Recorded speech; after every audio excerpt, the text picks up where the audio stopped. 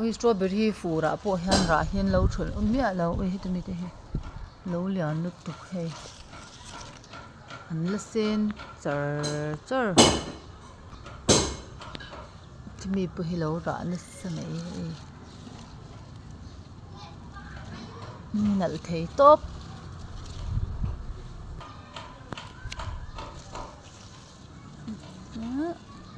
na puama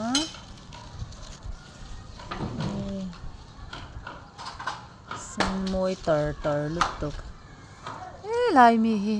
duk thato mi chetan chuan strawberry hi lom om ve mo moi hi ka ti em rang mai ni hi lai ko ui hello tang vel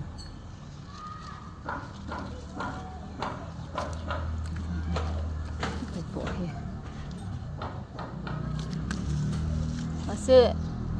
tlem mi chuanin huan mi lo na hi chu ni hi a hmu tam over lo wang hianin an thur ve dewa te hi bi ru ke kan hi